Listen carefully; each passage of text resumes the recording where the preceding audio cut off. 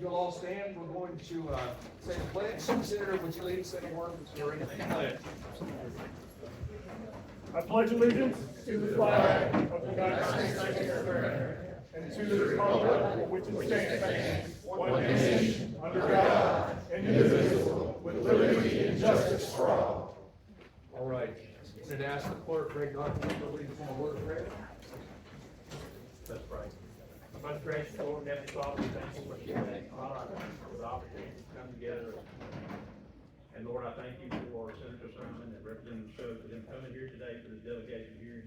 And Father, I pray and thank you for the opportunity that you give us the freedom for the men and women who stand in harm's way today to provide that for us. Bless what is said here today, and may everything bring honor to Lord, your precious name. In Christ's name we pray. Amen. All right, please have a seat.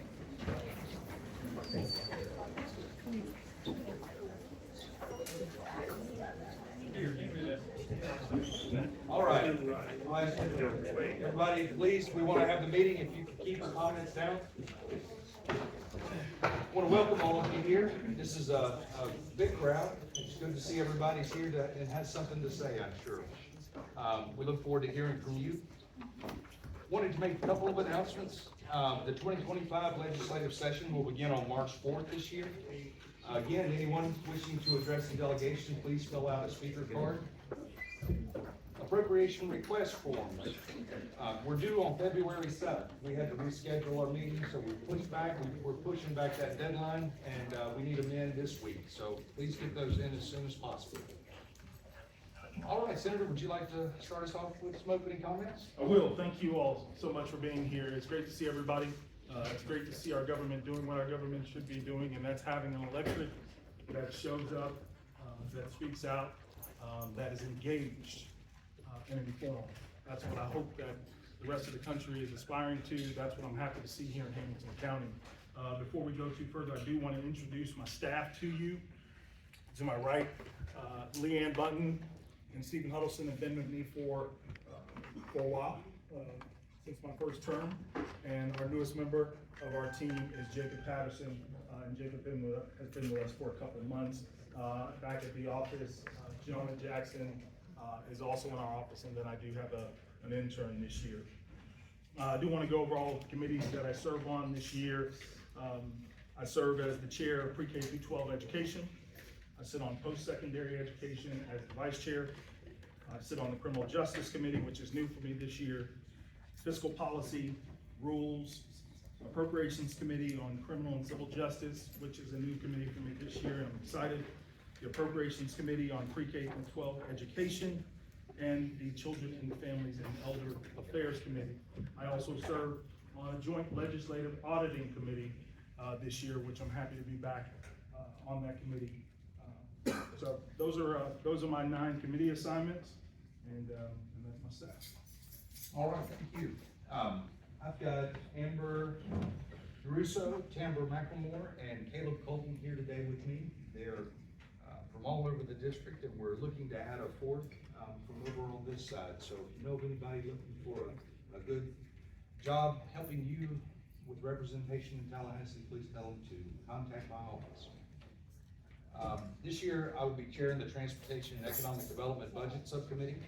I serve on the full budget committee, Commerce, Economic Infrastructure, Joint Legislative Budget Commission, Security and Threat Assessment Committee, Natural Resources and Disasters, and we are looking forward to a very busy session this year. With all of that done, let's see. We are going to, typically, when we do delegation meetings, for those of you that haven't been to one before, we'll up to this point is exactly the same, and then we begin with public testimony, and we hear from the local electeds. With this being a bit different, we're going to push that part back, and right now we are going to present and discuss the local bill that is being put forth today. After I've discussed it a little bit, we will open it up for public comment. You will have an opportunity to come up and speak. I will, since we have so many people, I need to see how many speaker cards we've got. I want to let everyone speak their mind. But if we've got a ton of people that wanna talk, we're gonna put in the timer and limit it to 2 minutes per person. And I will also ask, if you heard someone go before you, say exactly what you're wanting to say. Please respect everyone else's time and just wave in support or say what he said or what she said. We don't need to hear the same thing 50 times. All right, give me 1 second to get to my notes.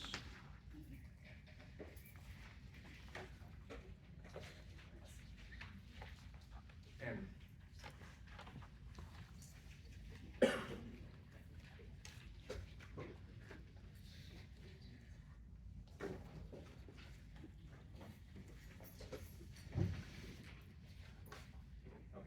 thank you.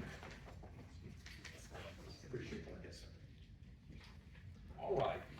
So folks, this local bill, if approved today at this meeting, will be filed in Florida House. The process is it will go before committee, where the public again will have an opportunity to come and speak on it, testify, pro, con, however you want to do that. That committee will then vote on it in the House. If it passes that committee, then it will go to the floor of the House, where the entire State House of Representatives will vote on it individually as one single bill.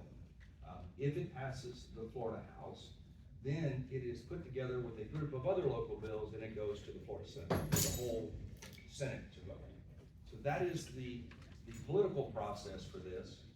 Should it pass all of those hurdles, then it would be implemented. The bill is really simple.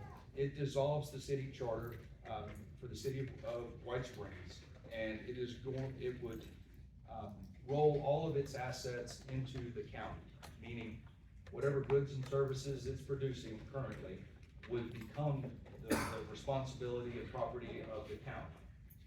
That goes for its debts, that goes for its income, the employees, everything would then be reevaluated from a county level, Board of County Commissioners, on whether it's kept or not. Maybe that answers some of your questions. That's the nuts and bolts. From there, we will go into public discussion. Let's see.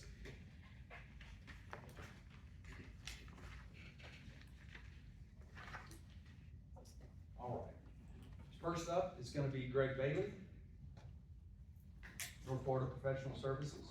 And folks, if you, on your speaker card, I did clarify, if you're speaking about this local bill, we'll do that now. If you just want to speak as far as the delegation goes, if I call your name, just let me know to hold, and I'll put your card over here and we'll come back to you.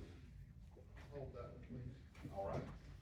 Next is going to be Leslie Jean-Bart, Town of White Springs.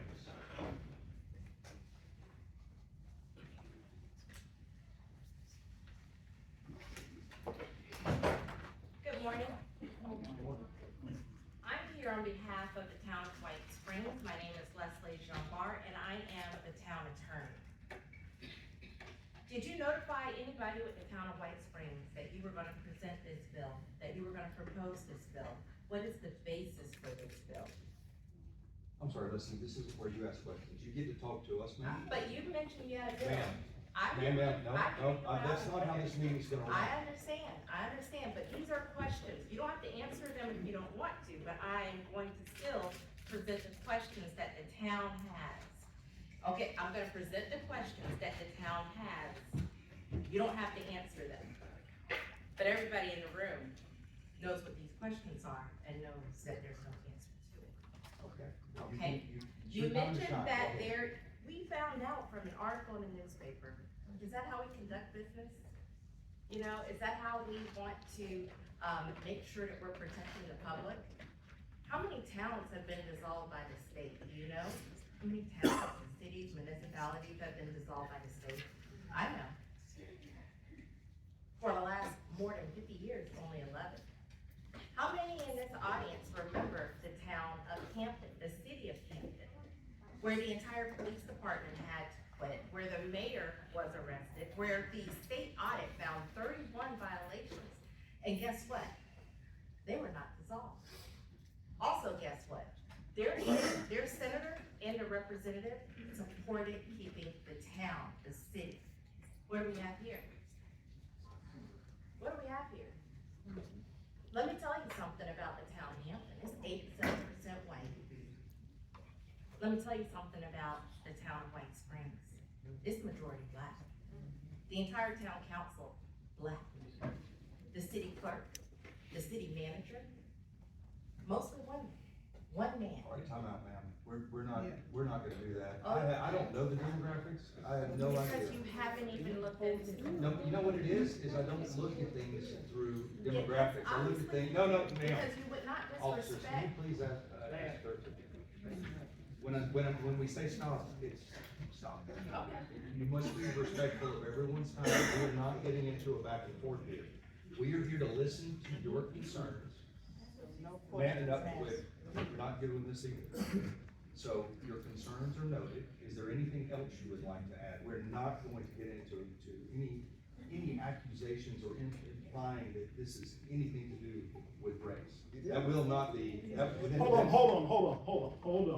on. Excuse me. So, we're not going to get into race, because it's not racial. Because if you had not noticed, I'm a black man sitting up here as your state senator. Here's the other part of it. I was the one that requested this bill.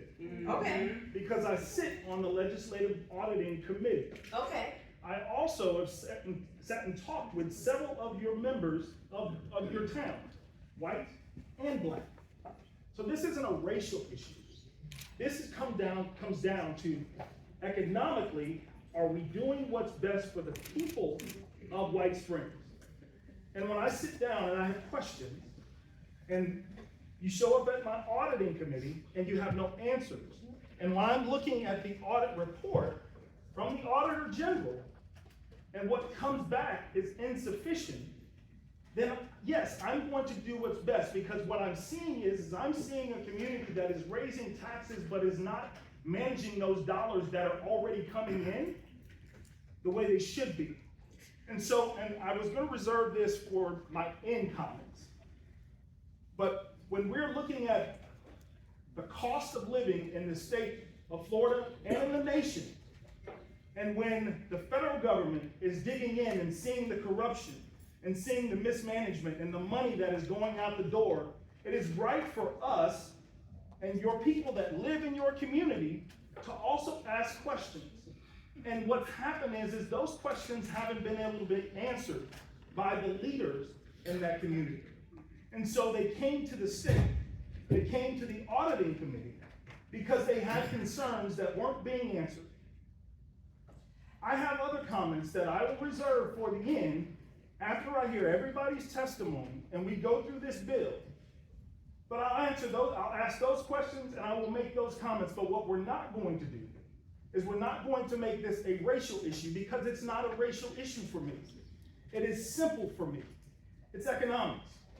Why are we raising taxes in a community that, looking at the auditing budget, that there's been some issues at doing things the right way?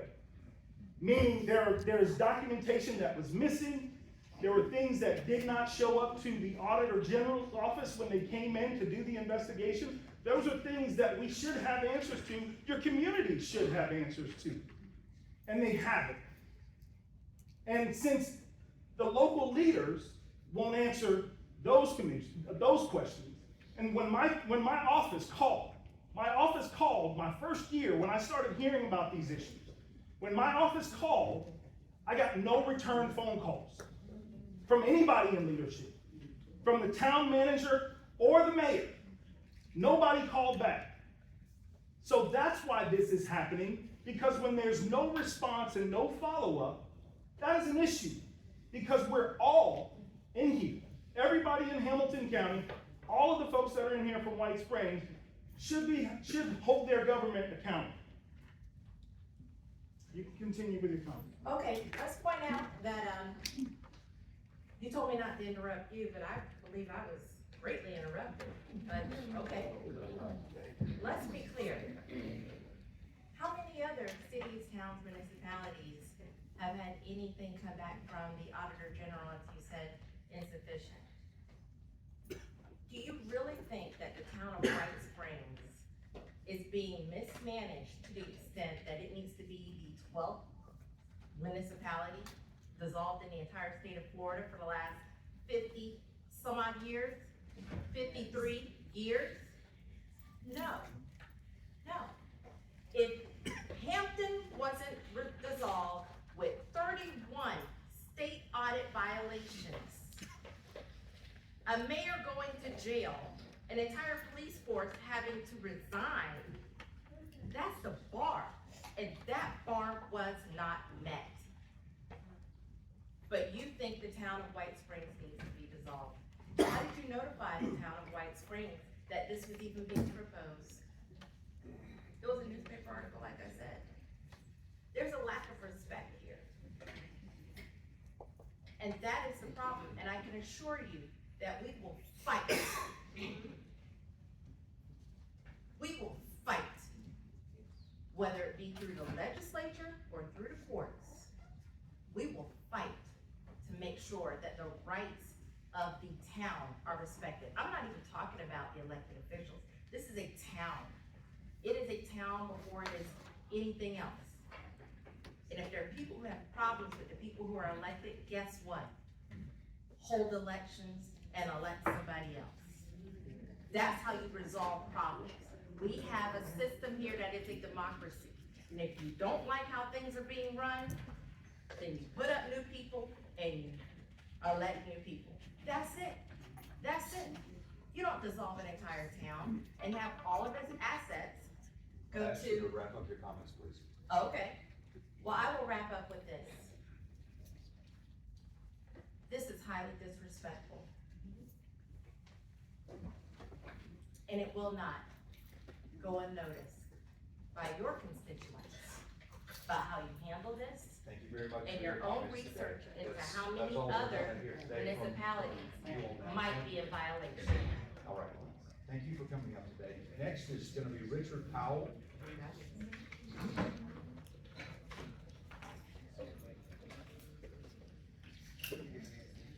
And Richard, we're gonna go to 3 minutes on everybody. I'll speak fast. I have a brief handout. I like to speak from handouts. And, I have plenty of copies. Thank you. And Richard, could you tell me, I can't read this, I've got, what is your role? I see. yes. I'll start this over. Right, I'm the consulting accountant for the town of White Springs. Real quickly, for about 40 years, I owned the practice, audit practice at Powell and Jones, audited hundreds of city audits, and county audits, including Hamilton for a span, and so, I'm very experienced in governmental accounting. When we sold our practice, I began for my wife and I for 8 or 9 small cities. We do financial consulting, which include. Okay, so in my handout, in November 23, the Auditor General released a extensive operational audit of the town of White Springs. In that audit, there were 16 findings. Rather than ignore, fight, the town hired me and my wife, who's also a CPA, to help the town address those findings. So the first 4 pages of my handout state each finding and show the current situation. All of them are fully corrected except for one. The anti-fraud policy hadn't been enacted yet.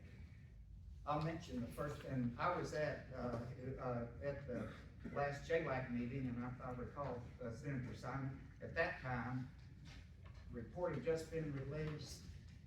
We said basically we're gonna do all this stuff, but it's been a year later that we've actually done stuff. So I'll mention the first 4 points. Deteriorating financial condition, that is fully corrected. In a minute I'll show you a financial chart that'll show that it's very fully corrected. Fund balance policy's been implemented. Financial audit delinquency, at that time, even a year ago, 2 years ago, the town was 3 years in arrears on completing financial audits. Today, audits are fully current through 23. The 24 audit is scheduled and it will be done by June. So the town is fully compliant on its audits. Financial statement preparation, our company serves kind of as the CFO of the town.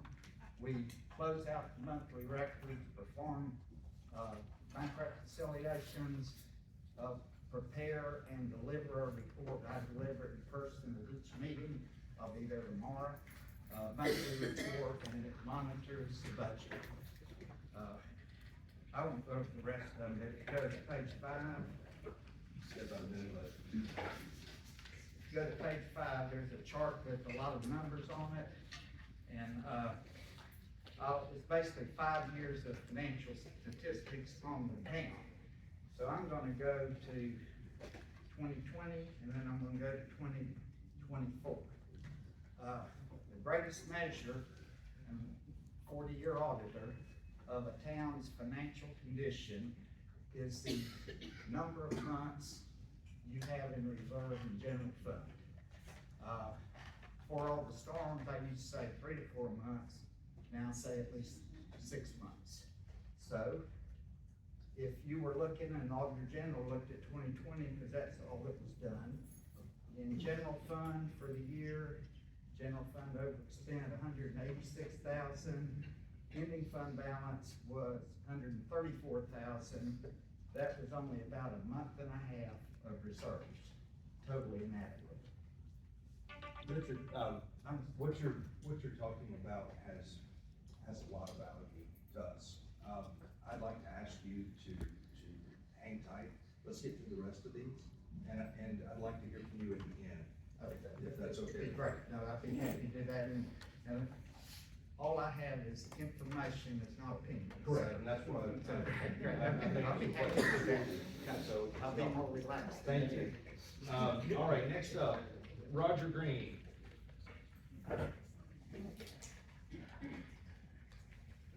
MD.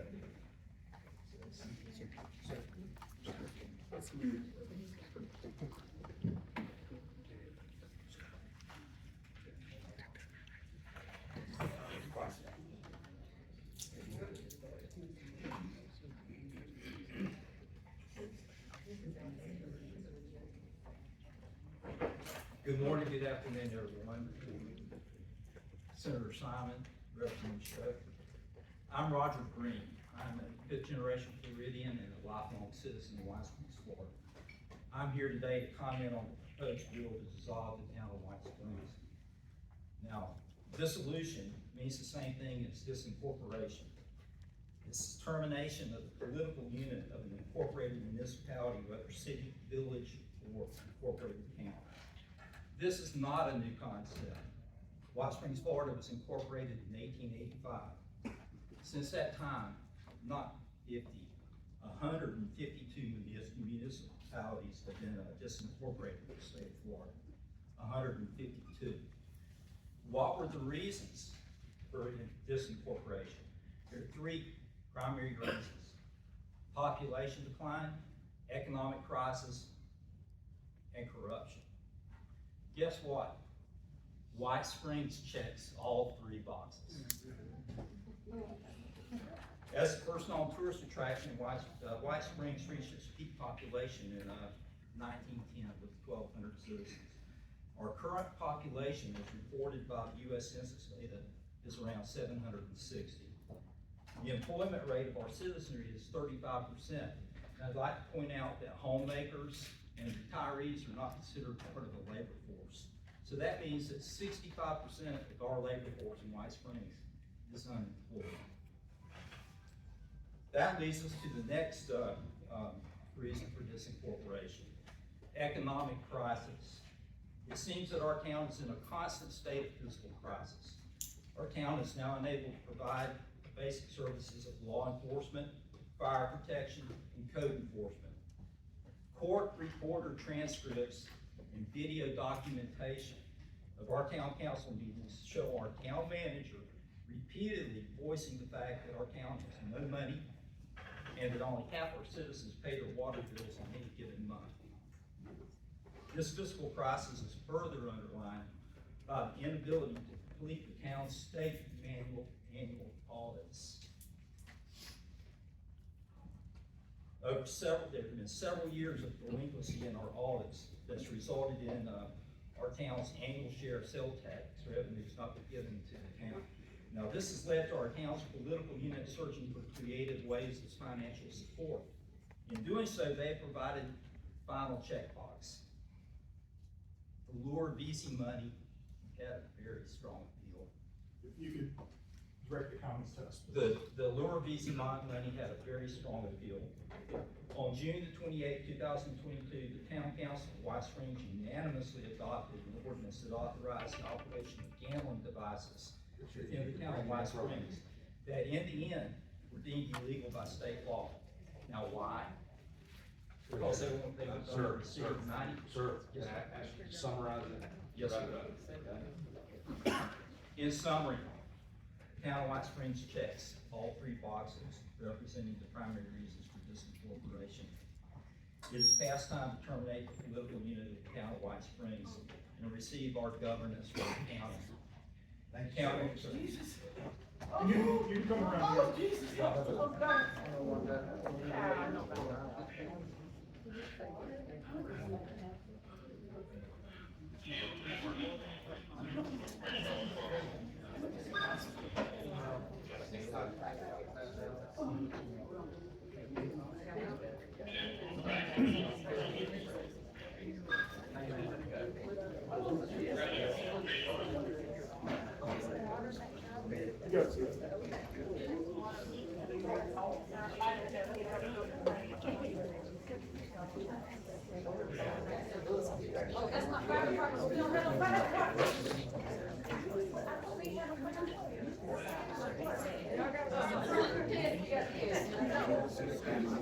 Oh my God, they just said we don't have a Wi-Fi.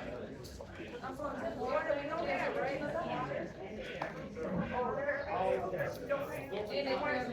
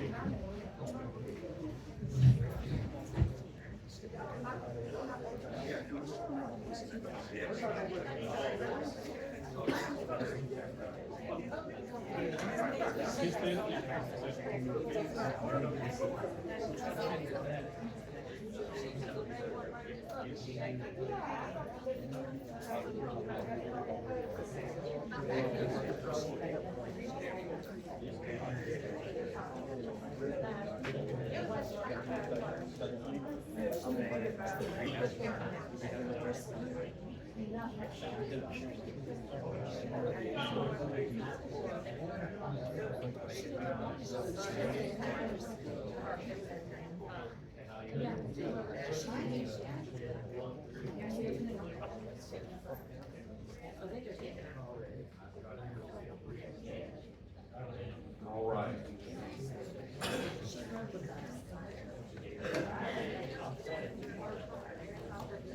She's all right. We'll get an update on her and see how she's doing here in a little bit. We're gonna get back to business though. If I can have all of your attention, please. Let's keep it down, please. All right, we're gonna get started again. Let's see, Beth Daniel, you're up. After Beth will be Nicole Williams. Not bad. That was Nicole. Gonna give her card to our staff, and that way we can follow up with her to make sure her thoughts on this are heard. All right, so Beth, you're up, and then next will be Robert Townsend. I retired and moved here. In my prior job, I was vice president of operations, and I oversaw the audit and budget and all the financials of the smallest project. Somewhat limited experience and concern around the town's finances. Powell and Jones presented our 22 audit, which was signed on January 23rd, 24, and represented that we had a clean audit. And that 22 audit did not include a statement regarding a subsequent event of going concern, specifically 2 active cases in the courts challenging the legality of simulated gambling businesses. One was filed, the court dates were filed 9/13/22, the other 12/30/22. That would represent somewhere, that revenue would represent somewhere between 20 and 25% of the town's budget. And the fact that it wasn't noted in the audit, a subsequent event of going concern, is concerning to me. Thank you. All right, Robert Nelson?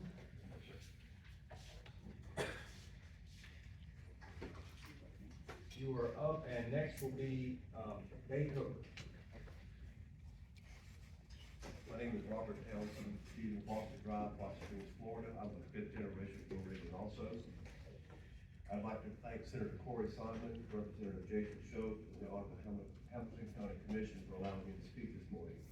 I realize these questions cannot be answered in this format, but would like to have them considered to the benefit of White Springs' future. I began my employment with White Springs in 1996 in Public Works, where I acquired my Class C state license to operate the town's utilities. In 1999, I was appointed the interim town manager, and in 2000 became town manager through 2013. 13 years of clean audits and only 2 findings that had nothing to do with finance. I understand the necessity of the proposed bill due to the town's financial condition, but do have a few questions on the future operation of White Springs. Number one, how will the proposed bill affect White Springs ordinances put in place by the vote of the citizens? Number two, in the mid-90s, the state mandated that all counties and municipalities must have a comprehensive plan that included land development regulations. The North Florida Regional Planning Council provided the same boilerplate plan to large cities and small cities. During my administration, the Town Planning and Zoning Board and Town Council held public hearings to tailor that document to meet the town's needs and future needs. As example, our bed and breakfast ordinance and our home occupation ordinance. Will this proposed bill eliminate the town's land development regulations and future land use plan that so many citizens work so hard to create? Number three, how will the proposed bill affect White Springs' ability to acquire grant funding? Number four, Florida Statute 211-3103 governs the mining severance tax funds that Hamilton County receives from the state. The statute reads that Hamilton County will control the funds that must be used for economic development within the county, and that each municipality is entitled to the funds from that tax. To my knowledge, White Springs has been the only community to receive those monies of those funds. Our $250,000 project included improvements of paving Bridge Street, Hamilton Avenue, the creation of a legally public park, including brick sidewalks to create a business incubator. Current data indicates that 1,000 people a day are moving to Florida, and it's only a matter of time until that growth will find White Springs. How will this proposed bill affect White Springs' ability to acquire those funds for economic development, since we will no longer be a municipality? The Stephen Foster State Folk Culture Center provides a large role in the economic impact of Hamilton County and White Springs. Will the county continue to provide support for the park and its mission statement and working together for economic development? Number six, in the future, this is the most important, in the future, as Hamilton County and White Springs grow and prosper, is there the opportunity at some point in time that White Springs could once again become a governance on its own? In closing, these are only a few of my concerns I have over the change of government that the proposed bill would create. There will be a lot of hard work and planning for our legislators, county leaders, and citizens of White Springs working together to move forward and providing a brighter, more prosperous future for the people of White Springs, Hamilton County. Thank you. Thanks, sir. All right, Bea Coaker, you're up, and next will be James Strawberry.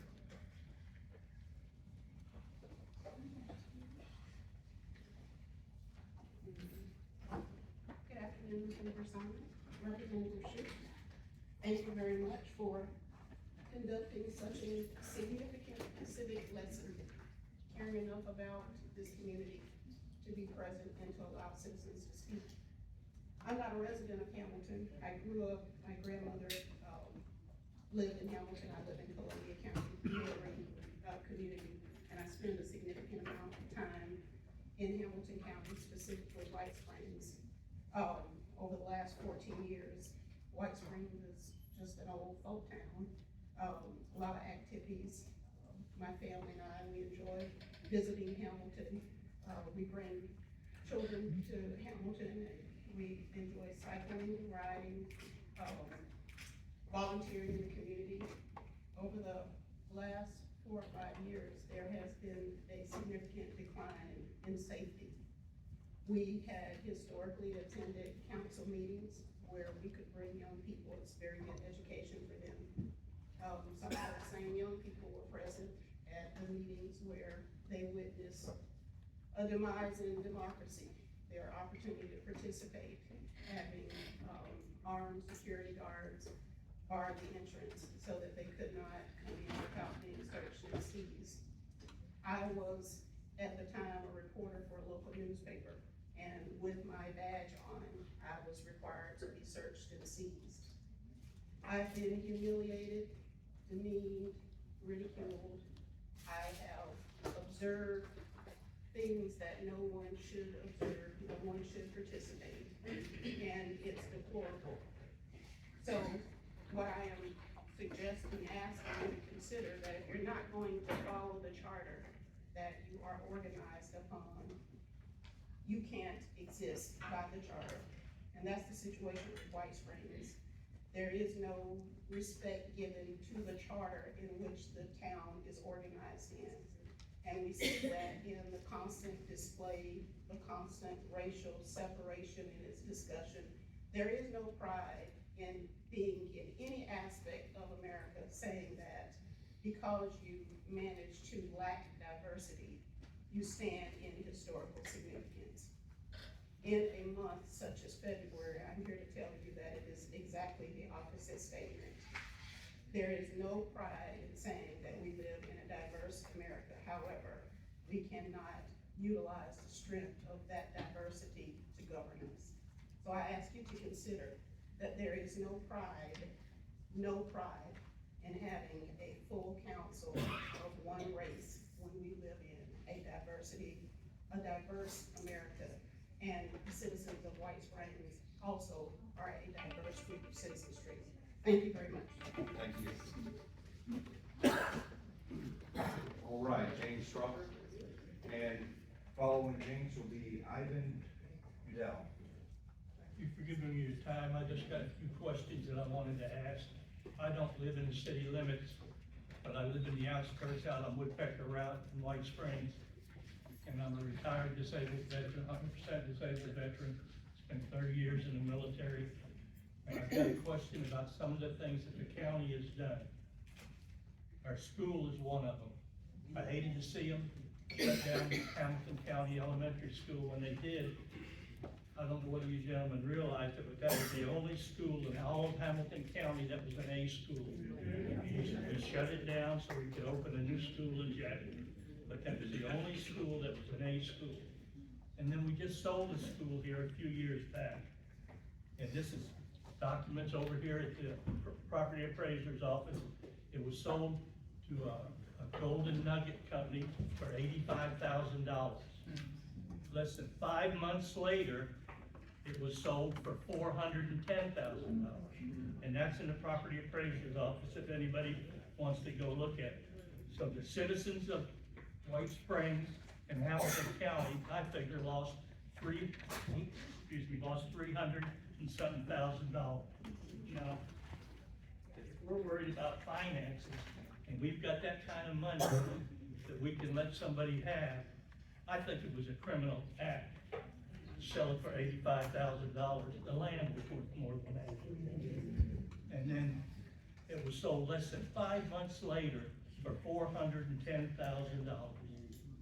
That's money that could have went to White Springs. That's money that could have came to Hamilton County. And Senator, it's your job to take care of that kind of stuff. You should have caught that. We should have that money in our coffers right now, and we don't.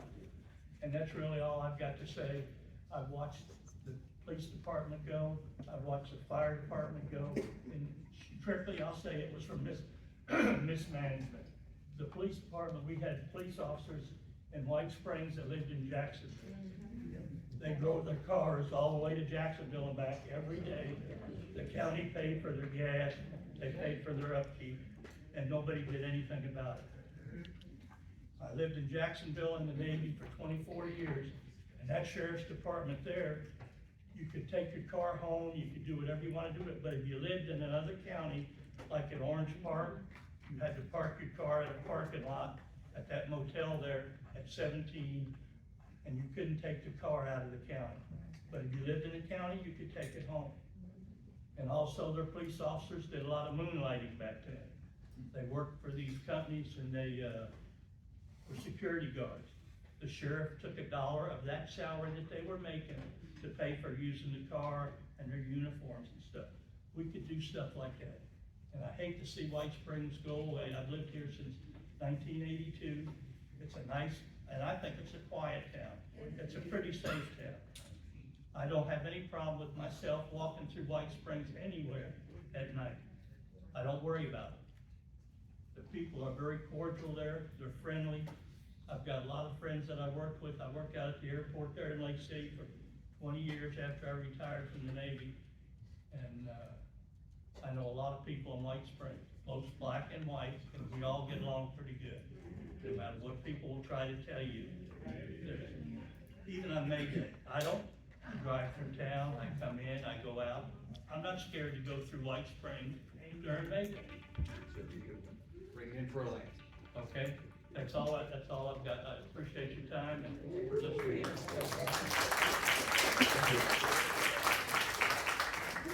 Gonna have our team keep the time.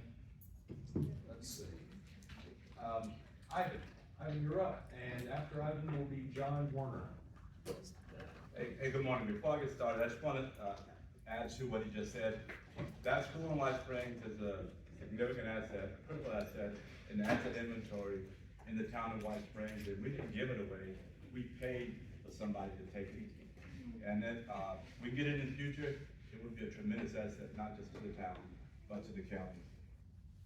First, I want to give respect and recognition to everybody in their respective positions. Since Simon, we met last year in White Springs, but we also met a couple of times when I was in graduate school. Of course, you wouldn't have known me, but I know you. A couple of times at Florida State when I was in grad school. The historic significance of White Springs has already been noted. It's historically significant, not just in the state of Florida, but in the United States. And we need to have due diligence if we're gonna dissolve a town such as that. So we went directly to a binary solution. We don't like the governance and how it's run. We either accept it or we dissolve the town. And I know with my mathematics mind that there are a number of solutions as there are the same number of variables in the problem. So there are more than two solutions to this problem, right? So we need to provide that due diligence in this significant town to come up with an acceptable solution. That's what I'm asking today. Number one, with all respect to the county, if you look at the performance of Hamilton County, it's not one of the better performing counties in the state. So will we get a solution that we want if we just dissolve and give it over to the county? We need to look at that. Also, we have reached out. You've heard some of the comments from some of the citizens about the lack of access to the government. If you think that the town is governed in a good manner, then you know we have a bigger problem. We understand that the town is not being governed as citizens as well as it should. And we've reached out. We reached out to the county, to the state, even to the federal government.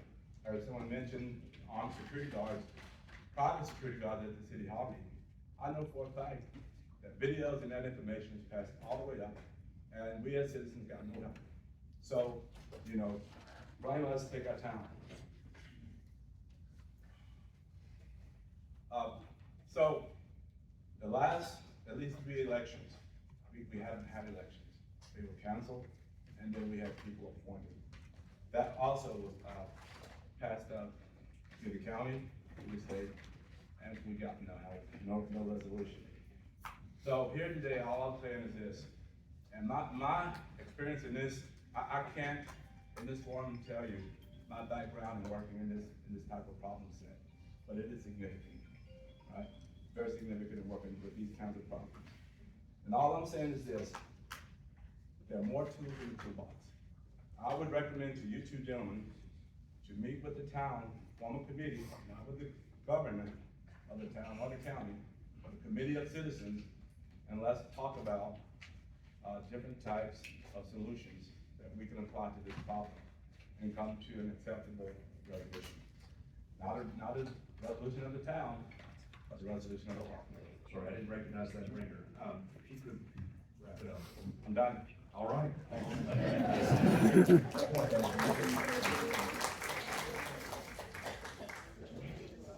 Yeah, see if you can find one of those red alert type. Yeah, I think you thought that would be solid plan. All right, Ivan, excellent comments, I appreciate that. Let's see here, John Warner, you're up, sir, and next is gonna be Jim Holland. My name is John Warner, been a resident just about 5 years. When we came to White Springs, it was the police force, and that's required. Both roads are done. We also came, the sidewalk in front of my house was intact. It is no longer intact. There was a water main break, and that's when I found out that the piping is made of asbestos cement, and that's been spanned since the 1970s. It's easy to look up.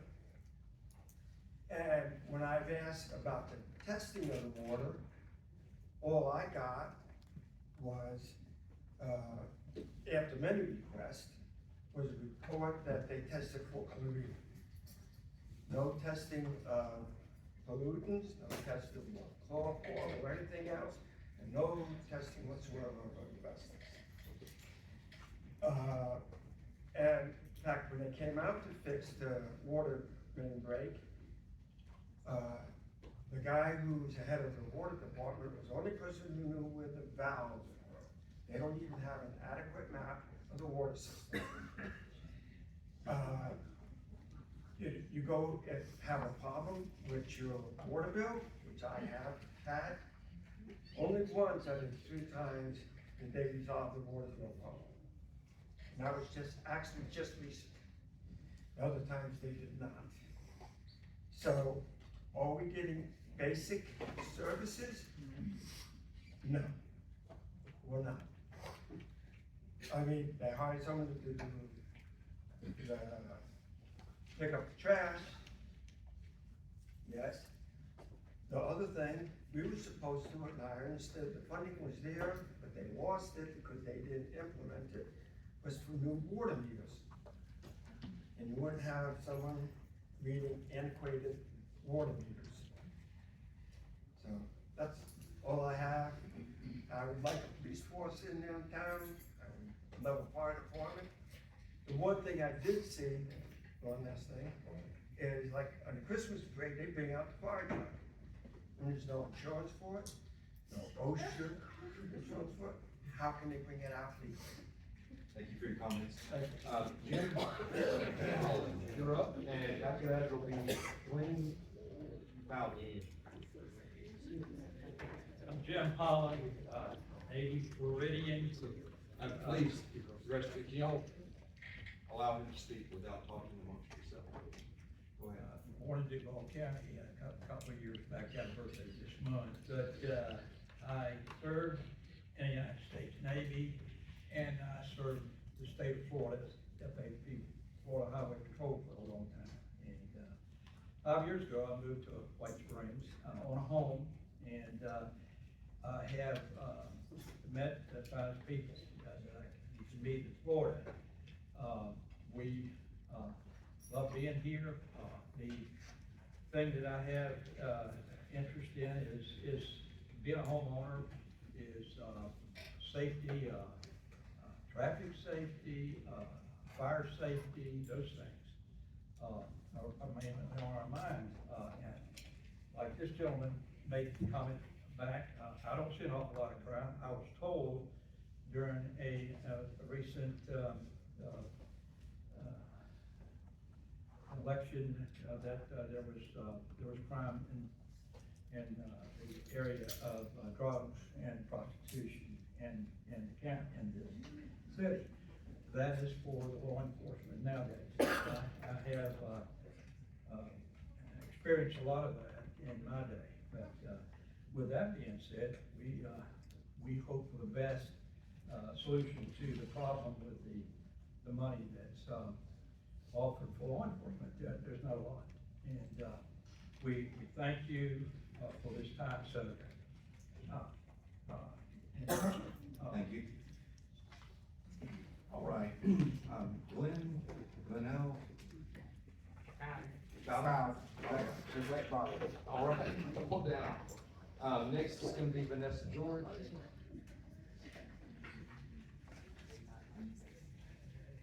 Representative Senator, my name is Glenel Bowden. As I said, I'm not actually from Hamilton County, from Courthouse, from Lake City.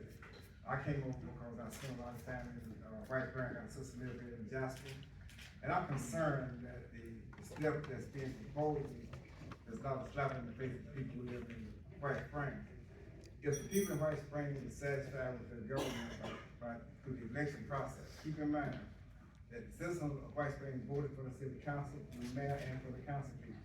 If in fact the citizens of White Springs wanted the city to dissolve, there's another way they can do that. Obviously, they must be satisfied with their representation, they wouldn't be elected. Senator said that it's not an issue of race. Well, I'm not accusing him of being racist or you being racist, but the fact of the matter is, city council of White Springs is all black. The county manager is black. City attorney is black. So for we're those not who going down that road. We're not going down the road of race. no. Do I have a right to speak? You do. But I'm not accusing Put of race race. into it. What I'm saying to you, the city council of White Springs is all black. Town manager is black. The city attorney is black. Whereas a black man, what I see it's a black issue. And there are many people in this room see it's a black issue. So, you know, South people saying don't mean it's gonna go away. Sir, please, you know, I'm not accusing you. You have a right to your opinion. Okay. I'm sorry that you see things in color like that. We see things as with the facts of what we're talking about today. But please continue. Okay, that's the problem, is that some people don't want us to talk about race, when race is talked about in our house, at our demonstrators, in our churches, on our garden. Well, some of this is about race. It's about race. And the fact that you black don't make it any less about race. It's about race. All right. Vanessa George. And next will be Audre Ruise.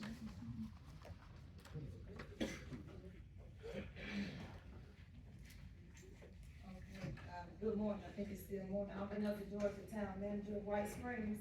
And since my employment, my team and I have been under attack facing racism, sexism, and bullying, which I can definitely go into detail later with printed and verbal verification. I have emails, I have voicemails as well. Despite all this, the team and I were able to forge our way through to get things done, despite what you may have heard. White Springs was on the brink of a financial emergency when I came in. And I think that's what you're referring to as those audits that were done under me, but it was before I came. I had to do those audits previously. Each account had less than $100,000 in no reserves. I had no one to guide me. There was not one previous employee in the office. It was one previous employee in the office, and she was not helpful, nor was she as excited about me being there, because within 2 or 3 weeks, she was gone, leaving me and one utility volunteer who was hired the same night as I was. I walked into the office with some keys and a couple pages of passwords. I didn't know where anything was, what was due, what needed to be done. With no starting place, I started with the emails. Actually, I started with phone calls with people demanding payment and threats to sue. I learned about something that was due because of those phone calls or past due bills. To say it was a challenge would be putting it lightly. It was like doing a puzzle with no picture, a puzzle that's monochrome with no color. Now, let's talk about the audits, because if late people are showing concern. I was hired in November 2020, and again, 2018 and 19, and 19 and 20 audits were already due when I came in. I had to go through emails to find out who the auditing company was and contact them. I made numerous attempts to speak with the auditor, and after explaining and sending numerous notices to certain vendors that I was a new town management, then we started communication. Actually, we started with the false promises. I have emails right here that I will give you all between me and the auditor at the time. At this particular time, we was at the mercy of the auditors. All we could do is take their word for it and keep calling every day to get them to turn in the audit. I also began communicating with Debbie White, and I'm speaking fast because I come on time, with the Joint Legislative Committee, seeking guidance on what to do in regards to the audits and them not turning it in and how it would affect the town. Finally, they turned the audit in, and when they did, Ms. White advised me to seek out another firm. We didn't have time to go through all that, so we got it done. As you know, audits are a building process. I gotta do these old ones before I can get to the new one. Do I know anything about the old financial status? I do not. So, listen, turn in what you have, what y'all already started, because I'm just coming into this, basically July forward. So, if dissolving the town is about the audits, the state about 5 years too late. We started in the hole and all the audits are currently up to date. If you're looking at audits and you're concerned with those numbers, that was before I got here. You have inconsistent files, you saying files was missing, you're right, because I can't find nothing from 2020. Nobody in that office can find nothing from 2020. When we came, it's no ordinances, it's no nothing. The only. Summarize the rest. And since you're the town manager, if we have time at the end, I'd be happy to. Okay, but let me, because there's a lot of misconception. they think we don't have any money. I say we're not spending money on frivolous things. We have $391,000 that I got in reserve from the ARPA funds that we have not touched from 2020. We are not in a financial emergency. They say we don't have a fire department. My fire department just came through here to help the young lady. They just paid fire department. We don't have our stuff because they don't come. They don't get the information. Because it is about racism, and I'm not trying to go there, but it is. But everything they tell you is not true. No, I'm just saying, wait a minute, I'm gonna give it to you, I'm just gonna give you this. Can I give you, this is how we raise, thing. This is, we have people, I've had a funeral for a 12-year-old girl. We will reach out to you.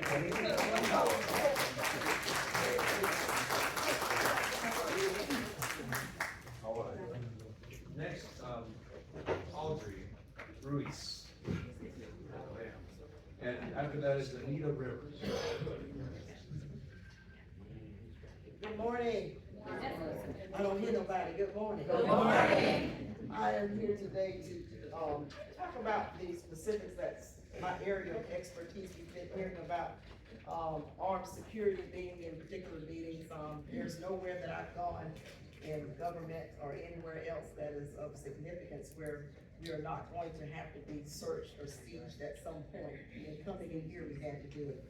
So in my area of expertise as a federal law enforcement person and retired, when staff call you with concerns about being called and being called names and you're beautiful, but all I wanna do is do something else to you, come in our office and ask for the head nigger in charge, coming by and blowing horns and saying all type of derogatory things.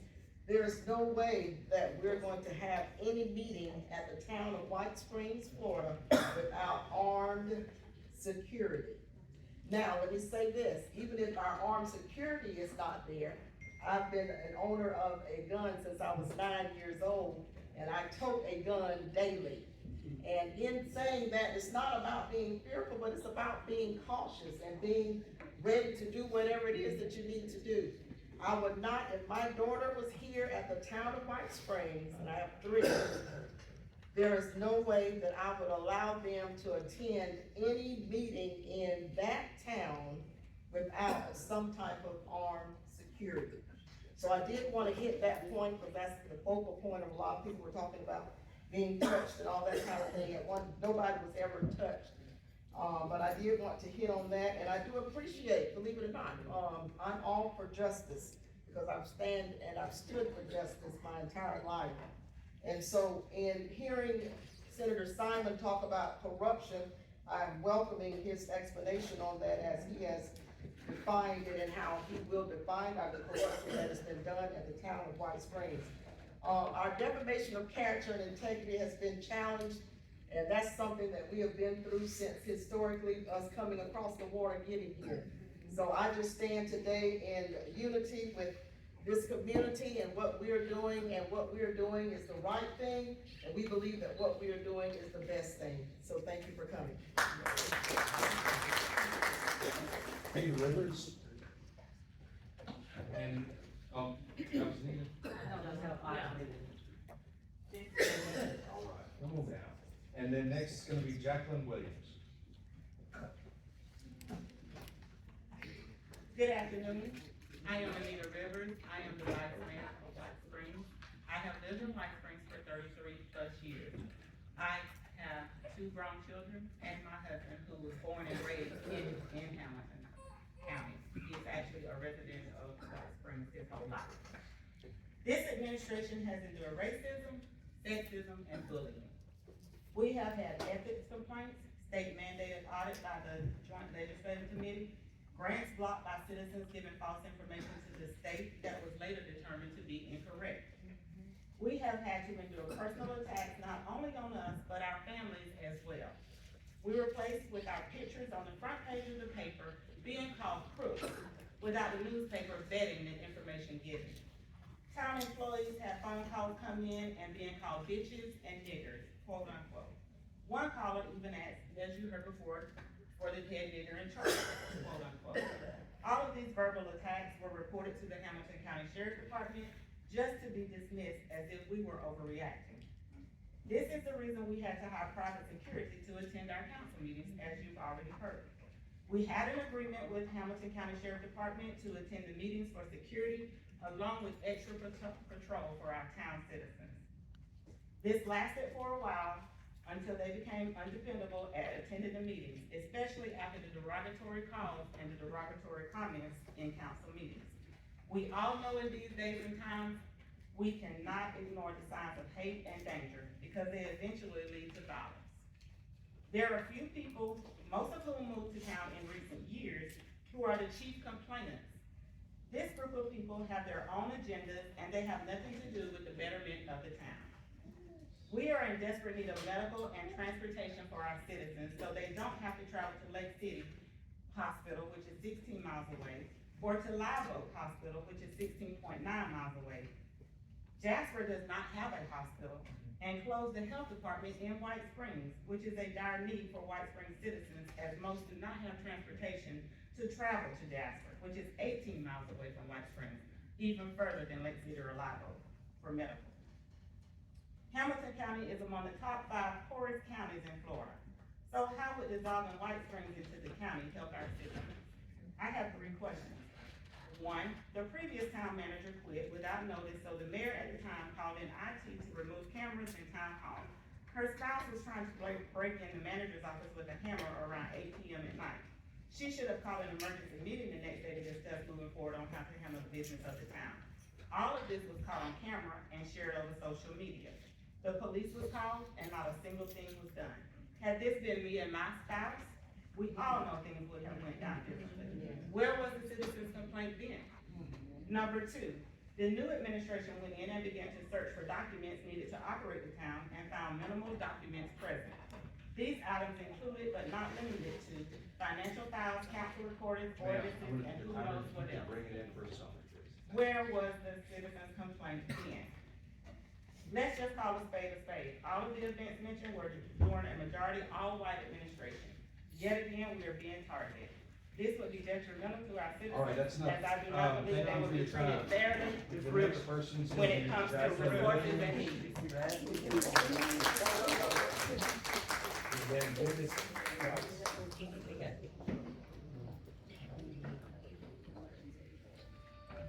Greetings and protocol has been established. My name is Jacqueline Williams and I currently serve as the appointed mayor for the town of White Springs since 2024.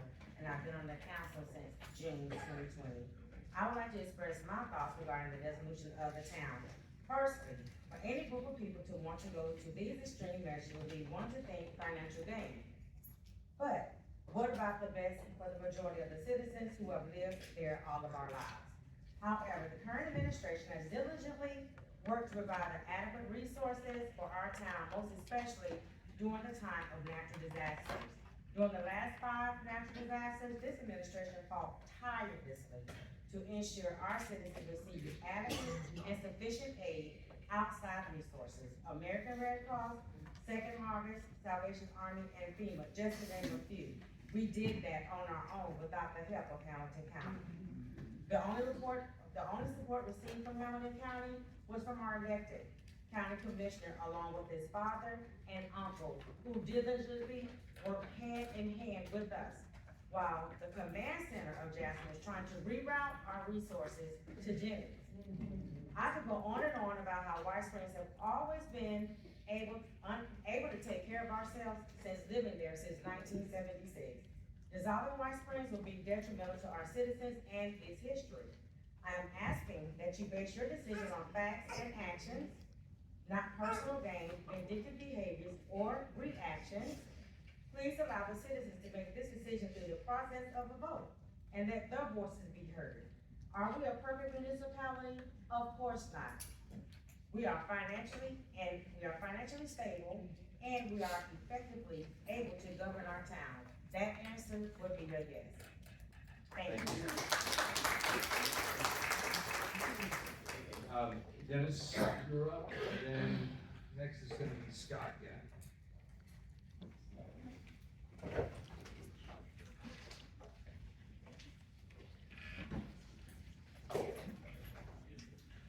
My name is Dennis Price. I moved to White Springs in 1974. That was 4 years after I got back from Vietnam, and I thought I was in heaven. Still love White Springs. I still love all the people in White Springs. I served on the events committee for the town. I served on the development authority, not the development authority, but the Tourist Development Council for the county. The CSO, I was on the board for them. I care about the county and I care about White Springs. And I can tell you that I served 2 years in city council a few years back, just because I think everybody should do that. Should take part in this. And just to learn what's really going on, and so you can complain or not complain properly. And I think we have a county commissioner now that have turned the corner and are doing more for the county now than they have in the past. More openness, more, opportunities for people to come in and have a business. We don't have any young people around hardly anymore, and people who have young people, they leave when they can. And same with my son.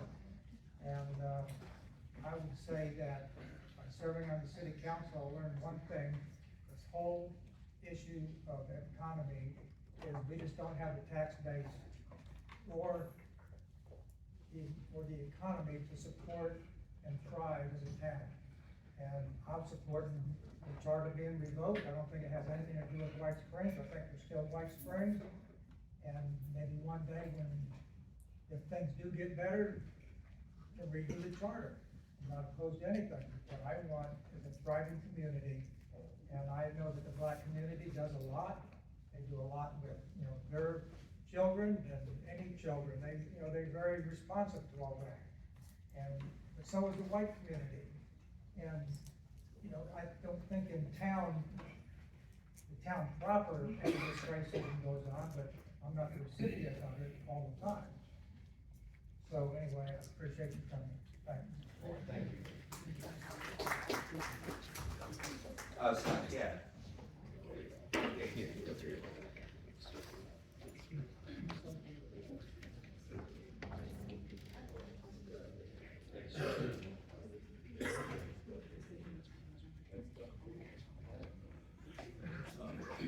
My name is Scott Gay. I reside at 10565 Kendrick Street, White Springs, Florida. I grew up in Hamilton County, went to school here, went to Florida State, and now I've retired back to White Springs for about 10 years or so. I'm just gonna point out some facts. I regularly ask the town administration for financial information. But prior to the audit, there was the legislative audit. There's really not a lot of information online. And I put some financial information online. It's hardly complete. So I'm gonna run through the 2025 budget, just to throw out some facts and figures. If you take the 2025 budget that was adopted, we have $635,000 in general fund expenses that I think could be saved by consolidation of the county and the town, with an additional $100,000 in the water and enterprise fund. I think their total savings, potential savings, is $735,000 consolidation. I'd point out that out of the 2025 budget, almost $480,000 of a $1.5 million budget goes to salaries and overhead. We have $35,000 allocated to legal fees, $96,000 for accounting. 43 of that is brought over from the water and sewer fund. So we're using water and sewer funds to support the general fund. That's in addition to the salaries and labor that are charged there.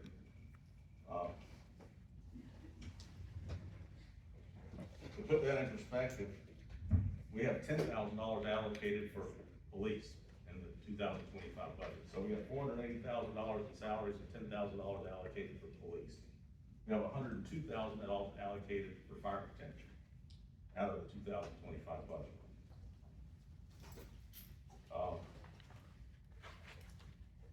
Second item is I looked at just most recently the December county council meeting. I took the 9/30/24 financial statement that's available online, just the income statement only. There's no balance sheet, so you're not able to see what the payables and the current liabilities are. But the consolidated financial statement showed a net income of $198,000. But I asked at the meeting, it looked to me like $45,000 of county revenue had been recorded twice, and I was told that that was not the case. The financial statements appeared to me that debt service payments of almost $90,000 had not been made for that year, but I was told by the clerk and the manager those payments were made. So I asked for the corrected statements, and I was told the correct statements are in the office. Well, all I can work with is what's online. So I'm a CPA, and I've done audit, so I'm very familiar with the audit process, and I normally work with numbers. I took it upon myself to do an adjusted financial statement. So when I adjusted for the double counted revenue, debt service payments that look summarized, yes. Adjusted net income for 9/30/24, I think it's negative cash flow. Because part of what, when you heard talk about the reserves, we've had $1.3 million. We had, in the last, since 2018, we've collected $1.3 million in lost funds, which is supposed to be a reserve, that's fuel tax. It's supposed to be reserved for road.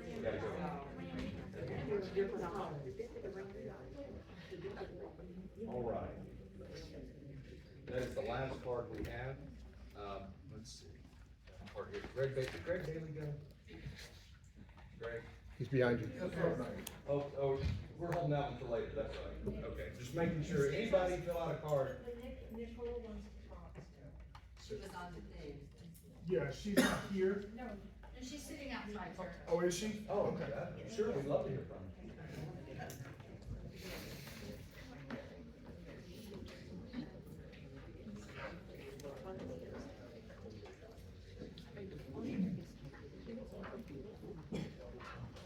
Is she ready now?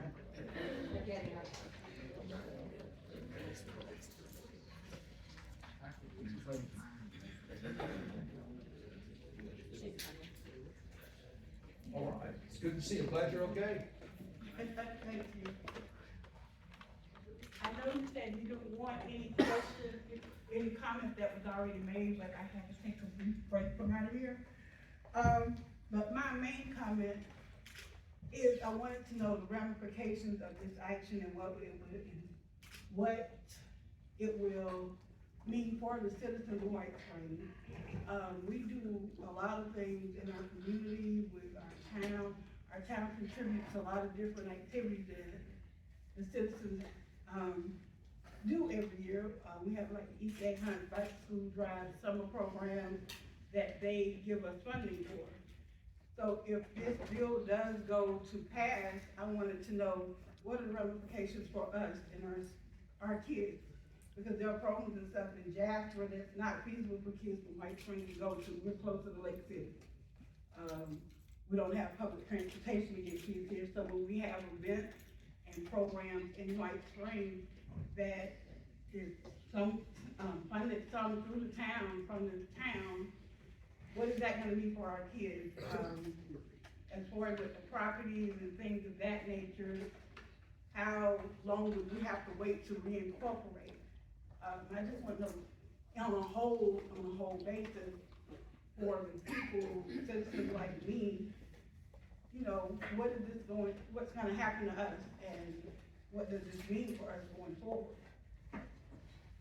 We do a lot in White Springs that they might not do in Jasper, that they might not do in Jennings, but White Springs, you know, we're a close community most of the time anyway. So, not to repeat what everybody else said, I just need to know, on a whole, what does this mean for us? And how long if you do go through with this, how long do we have to wait? Is it, you know, would we have to wait to reincorporate? Is it a time limit? You know, how hard is it to get back to where we are?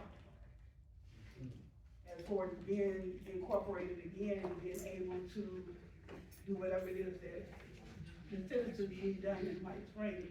Is there gonna be somebody there to man, you know, if the county takes over, then that means everything has to come to Jasper. What's gonna happen to the workers there? How are we gonna handle our day-to-day operations and things that happen throughout the day and throughout the night? Because I don't know how the county workers do, but our workers would get up 3 or 4 o'clock in the morning if it's the water main broke. You know what I'm saying? I just need to know what's gonna happen to us, what is it for us and our children and grandchildren. What's my main concern? Thank you for coming up. Appreciate it. All right, that's our last, speaker card. I would like to give, Richard, and we don't have a whole lot of time, but I just wanna let you go fast. That's okay. We had comments, and I was going over the improvement in the financial condition, and, I think it's on page 5, but I'll kind of say it. There's 2 funds in White Springs, General Fund, Enterprise Fund. And I said that you need at least 6 months of reserves to be in good shape. So, at 9/30/24, the, Town of White Springs had 16 months of reserves in general fund. Put another way, they had $1 million in cash. They owed no loans in general fund. Any 30,000 foot view reasons that the clerk. Okay, how that happened, is that for a number of years, there weren't, financial statement audits, but the town evidently was conservative in spending. The state withheld some money because the audits weren't in, they repaid the money, and so that was kind of a windfall. ARPA was great. They used the. Sir, again, are you trying to make the point? What was your point? My point is that they're not in a financial emergency, and they're very strong for their size. Got it, okay. I've got a question for you, since you did the audit. During this time, when you've gone back, it looks like to 2020, how many dollars were taken from illicit gambling, that the city took in? Okay, I think that was in, only 1 year. I'm sorry, please speak. I think it was in about 1 year, and maybe it was 200,000. Okay. It started and it stopped. And the salaries of the town manager and the city commissioners, do you have that number? It's extremely low. I'll kind of tell you, the city manager that's on a full-time job earns about 64,000. The 3 or 4 women in the office, clerk, bookkeeper and all that, earn in the 30s. I recommend that they have a raise this year. They were right at minimum wage. Street workers earn the same level. The superintendent, who has all of the certificates, his earnings were like 50-something And thousand. there's no one in city government making in over $100,000 a year. Okay, and I'll say something. I'm the contract accountant, my wife and I, and we make $3,500 a month. Replaces an accountant. Thank you, Richard. That's what I wanted to get on. I wanted to hear you say it. I have one question, just one for you, Richard. You say that the financial well-being of the town is in great shape. Can you explain to me why the increase in the millage? The millage has not increased. It stayed at 6 mills. Possibly the tax roll grew a little bit. Almost everyone keeps the millage the same. White Springs for 23 to 24, or 24 to 25, kept the millage the same at 6 mills. And that's typical for a town. It can go to 10. Thank you for your time. To ask questions and work through this, but for today, that's. Okay, I'd like to make one more point, it'll be quick. There's a fiscal impact if the town is disorganized, and it's the last page of my handout. You'd still have the community, and you've heard they still want services, but you would lose $154,000 in ad valorem revenue. You'd lose $45,000 in utility taxes, which are collected by cities but aren't collected by the county. You would lose $67,500 of $45,000 in franchise taxes, which is an agreement between the town and Duke Energy. $67,500 in utility taxes, which cities collect County Camp. Sir, are you here testifying that this would cut taxes? I'm saying that if, that the community would lose $311,000 a year if the town were disincorporated. Understood. Thank you for your time. Thank you.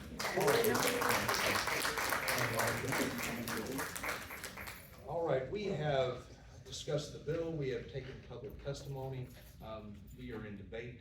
Senator, any debate or closing, you want to say closing? Close, yeah, please. Okay, all right, well, we're gonna do a roll call vote on whether to support this bill and move it forward into the process that I discussed earlier. Senator, yes or no? Yes. I'm a yes. We will show it passed unanimously and move to the committee process. That will conclude the portion of our meeting on the dissolution of the town, and now we will pick up with our regular delegation meeting. Before you leave, don't leave, stick around for the meeting, because there will be some closing comments which will pertain to this as well. So if you don't choose not to hear that part, you're welcome to leave. Ma'am, I'm not doing that. Hold on. Everybody have a seat, just have a seat. Vanessa, please, hold on. Because I think that there is, everybody please have a seat, please. Just give me 1 minute, please. Because what I don't want is everybody to walk out of here and only get half the information. Can I ask some clarifying questions? I mean, Ma'am, please. I want you to hold on, because I don't want you to walk away with half information, because that's how the whole rumor mill starts, and things get tossed up in the air, and everybody's confused. So that's why I'm asking you to stick around. Yeah, absolutely. I do want to close on this for those that are in a hurry. This is the start of a process. This isn't a completion of a process.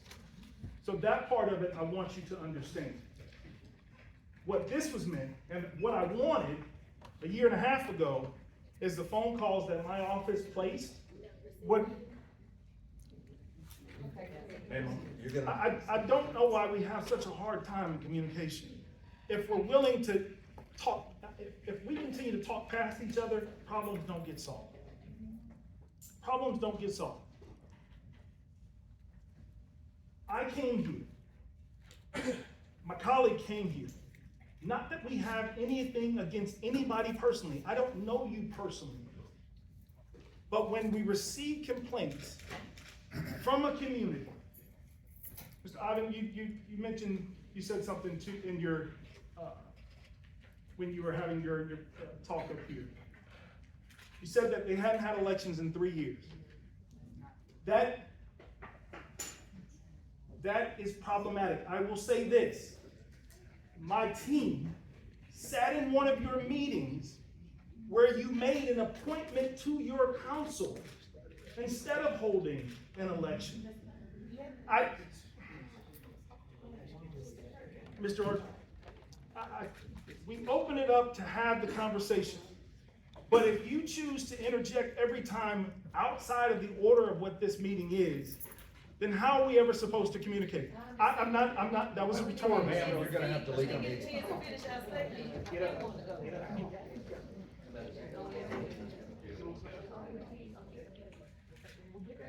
Hey. Ma'am, please go so we can do it.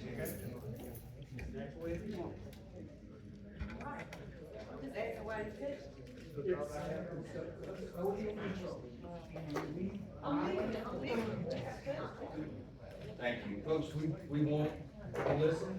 Now, we would like for you to hear what the senator has to say. Please keep your comments to yourself. Let him finish saying what he's going to say.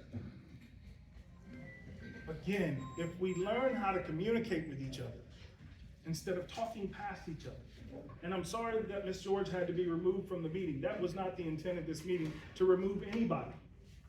But her as the town manager, along with the rest of the administration, and with their CPA and their attorney, will have a time to communicate this between now and when this bill goes to any floor in the House, or taken up in the Senate.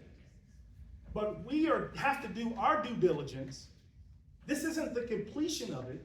This is the start of a conversation that needs to be had so that we can have all of the data involved, not just the he say, she say part of it. And part of this delegation meeting is for you all to come up and have a conversation, say, this is my side of the issue. The other side will come up and say, this is our side of the issue. And then we vote to advance the conversation, not to end the conversation. This is an advancement of the conversation. But when we get upset, we throw up our hands and we said, all right, I'm done. I said my piece. That's where it all ends, and that's a problem. That's a problem. This is not where it ends. I'd appreciate it if this is where it starts. I really would. I love seeing our communities engaged in this process. When I show up to delegation meetings and they're empty, it concerns me. Now, thankfully, that's not very often, but I will say, in the last 2 years that we've done this here, it's largely been empty. I will tackle this part of it, because it shouldn't be that way. We'll connect, I promise you. You call my name, I have 1 minute to go. No, sir. Okay. We will. Listen, Call my name. I have your phone number. You and I have communicated. Public forum. Sir, time out. Hold on. This is not the way this meeting goes. Please. I don't know how many times we have to say it. You know, Just- I'm a PhD. Guys, please, I don't want this. Guys, listen. I don't want this to be. All right. People want to go. It's time to move on. Appointments were by charter. Charter.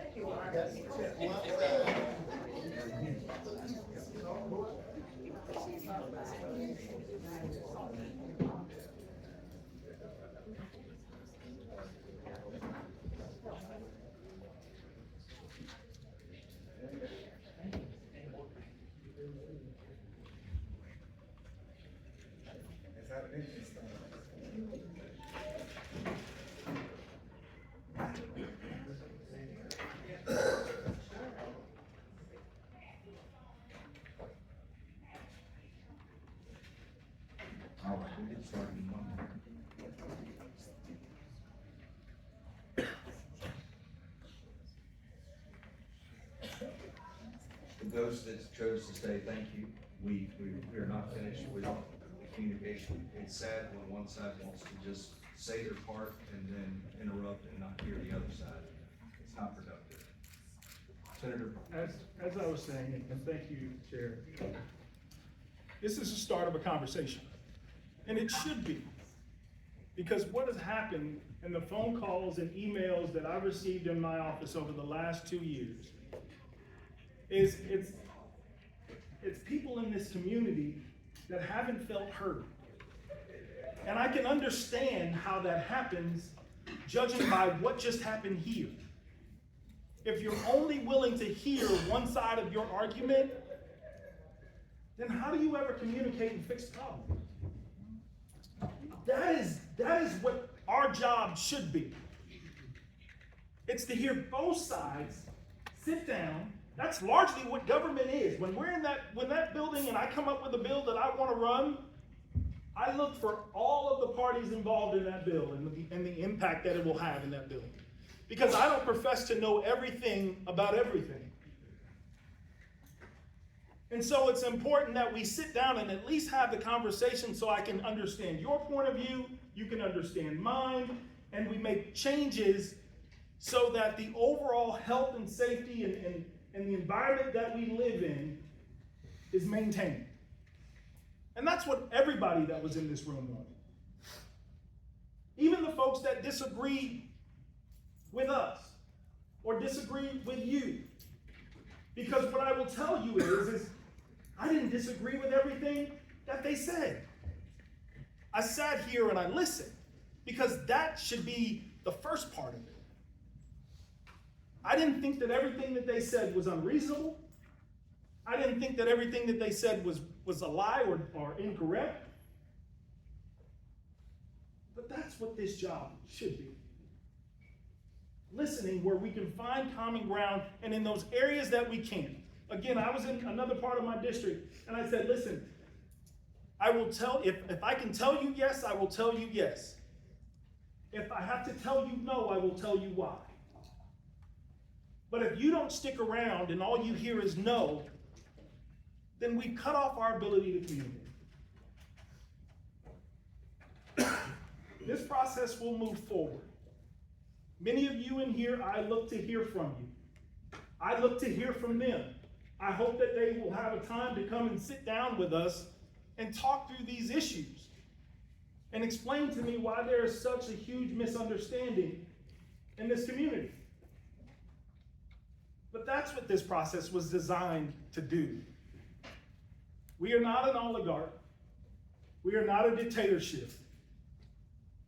It's important that we do our job in listening to the people that we serve.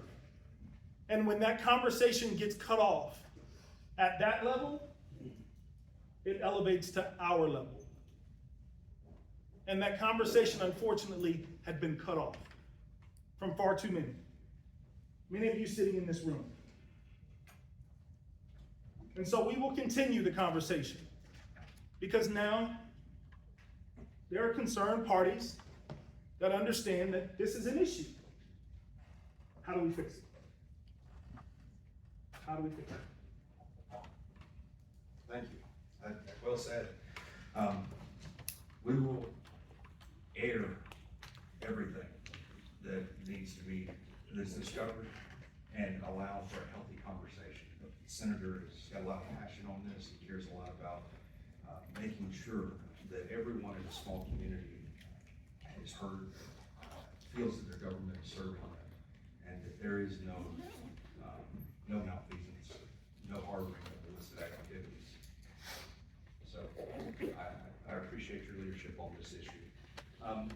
Folks, we have about 30 minutes left before we have to hit the road to get to Swanee County. So I'm going to try and hear from everyone else that wants to be heard in that time frame. So I would ask you to please keep your comments tight. Let's move through this. First, County Commission. Who would like to speak? Richie, are you going to speak for the county? All right. Come on down, sir.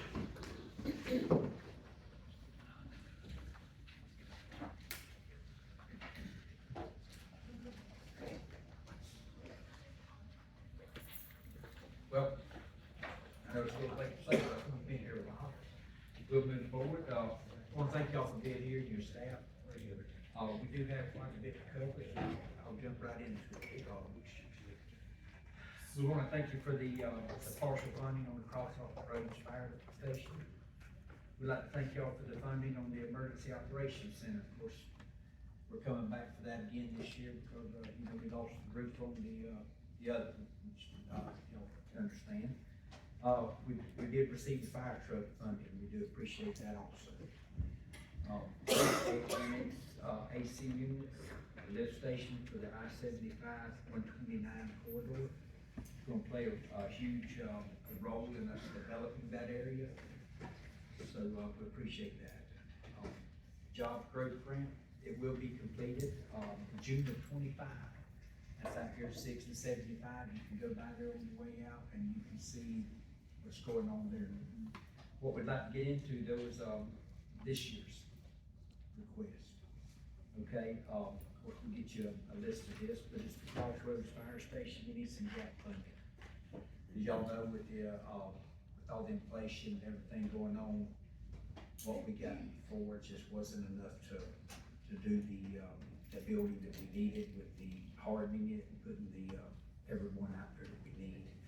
The water treatment plant at 6 and 75 out there also, we're going to have to put in the treatments, add some treatment to it. It's gonna be a multi-stage treatment system, so, if you could help us with that, we definitely need it, that way we can keep 6 and 75 corridor also growing. Gibson Park RV project, we've been hit very hard with the storms out there. It's destroyed almost everything. We are trying to put in 50 amp breakers and everything out there for the RVs. Ecotourism is a big part of Hamilton County, and that's gonna play a large part into it also, so if you could help us there.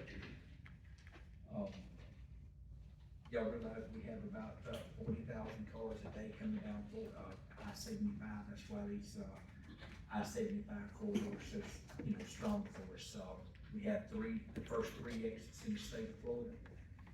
We really need to go to work. We're gonna need help at the state level, federal level. We've got to get all those all up to date. Emergency Operations Center, again, I'll go back to it because it's so important. I was there the night that, the storm took the roof off. It got real loud in there when you don't have anything on. So, but, we do need the requested revisions to the language. And I think Mr. Godwin's gonna go over that with you when he gets up here, so I won't go into that. Our SHIP, funding, it hasn't been increased in several years. I think it's at $350 now. We would like to see it go up to $650 or $7. Things with, it's just not buying as much anymore with inflation and everything. So if you can look into that, we'd certainly appreciate it. Request support for continued funding for the scrap and SCOP FDOT programs. That's a very large part of us keeping our roads here in the county up to date with everything. So, request continued support for infrastructure and development at all the I-75 corridors, if you could. I know I've already went over that, but I just can't say it enough because it's that. Okay. We also need to ask y'all's support, y'all's influence with the governor, our economic development board. We need those appointments.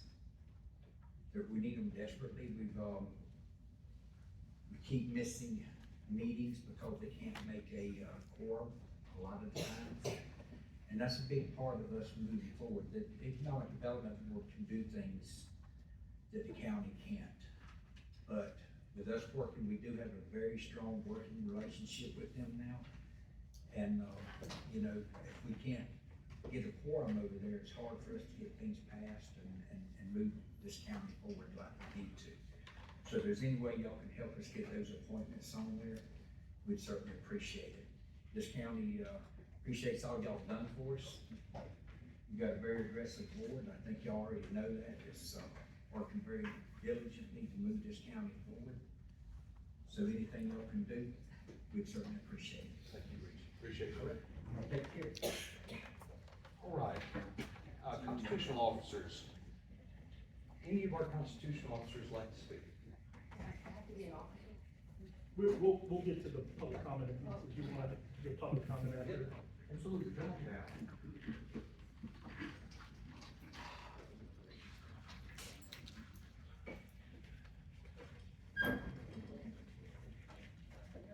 Good to see you, Rick. Yes, sir. Simon and staff, and Representative Shoaf and staff as well. I want to thank you for being here today, giving everyone the opportunity to speak, and always a delegation meeting. Sometimes this happens, but I appreciate your willingness and your comments. As far as the Clerk Association goes, we are finalizing our 2025 legislative delegate session ready to go. I'll be over in your offices on March 11th and on March the 12th. So I'll share that with you at that point. But I want to publicly thank you for working with the clerk statewide in the passing of House Bill 1077 and Senate Bill 1470, which helped us with our funding, as you well know. I mean, you've heard from a lot of small county clerks, a lot of large county clerks statewide out of 67 counties. The issue is real in every single county, and you've worked to help us get that passed this past time, and I appreciate your commitment to always working with the clerks statewide. In reference to a couple of things that was the chairman just listed, I just wanted to briefly give you an update on last thing. One, you have no idea how much I appreciate the funding that you gave us for this courtroom. Take a picture of it today, because when you leave here, it will never look the same. We have a general contractor bid out now that is due back on the 21st. We intend to close everything court-wide in June and open back up in August to allow for the renovation of this courtroom, to make it a state-of-the-art. And something that, I'll be honest with you, a couple of different people that were on the committee were like, maybe you shouldn't do this, or maybe you shouldn't do that. My comment is this: we're not scrimping on anything. We want it right. We want it when you walk in that door. First thing we want you to be able to look and say, wow, this is Hamilton County. That's a courtroom in Hamilton County, and that's where we're headed with it. That is our plan for it. Also, we're working in conjunction with the Department of Corrections, which I think is a great thing. Mr. Kenny Hall will be doing the work for the bench, the jury boxes, the seating. The seating was an issue for our committee, and we talked about it. Removing these that have been here since the 60s and everything else was an issue. A lot of us didn't want to do that. But when we walked in here, Mr. Hall looked at these seats, he said, hey, he said, don't take that out. He said, I can take that and make it just look just like it did the day you bought it. So they're gonna do that with the help of the Department of Corrections. We're working on that together, and we're moving forward with that. Last thing I want to just real quickly ask you, Chairman asked you about the language for the 1 cent discretionary sales tax. Our lobbyist, Patrick Bell, is right there. He is working that together with you. We want that language to basically change. Right now, we would be at even keel, because whatever we take in for that tax, which will be spent on EMS and fire or emergency, right now, we would have to reduce the millage by that, because as Florida Statute 212, 055, we're asking that maybe be brought down to something with population, maybe fiscally constrained counties or something like that, but to change the language so that it makes it something for a smaller county to be able to retain those funds and not have to reduce our millage by that amount. Because you can't, like Hamilton County, for example, the next option would be a special assessment, something the Board of County Commissioners does not want to do. By not doing that, our county's not large enough to bring in the amount of money that it would take to run fire for the whole entire county, and that's what the board has been pushed to do. So we just ask you to support that change in that language. And with that, I'd be happy to answer any questions that you may have. Thank you. I appreciate your hospitality and letting us hold this meeting here today. Okay. Thank you. Sheriff, I want to thank you. I appreciate the work of your deputies and everyone here today that allowed this meeting to go off smoothly. Even though we had some disruptions, your folks took care of it and made sure everyone here was heard. I really appreciate that. All right, let's see. Do we have any other electeds want to speak? Yes, hey, good to see you, Superintendent.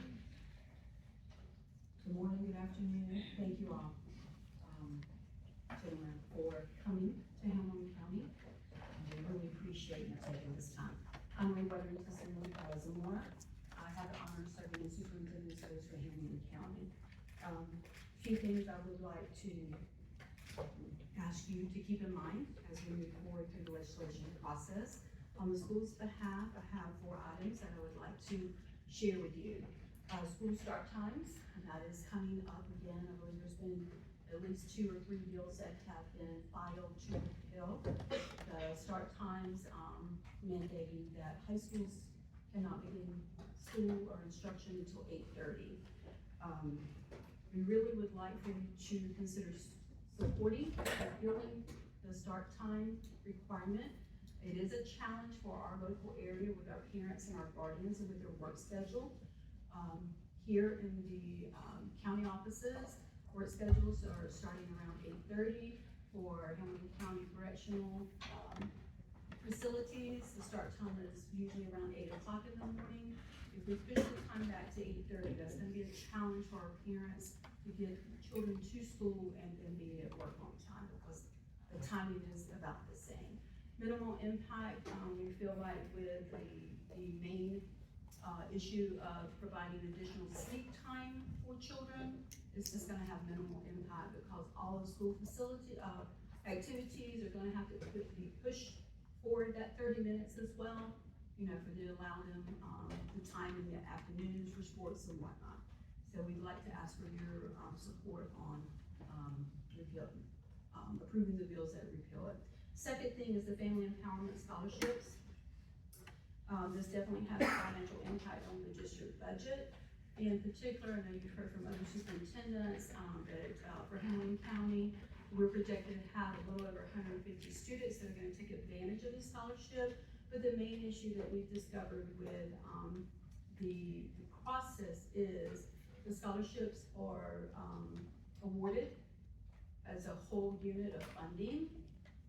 And if the student comes back to the public school district during FTE counts, we don't get credit for the FTE because the money has already been given to the student.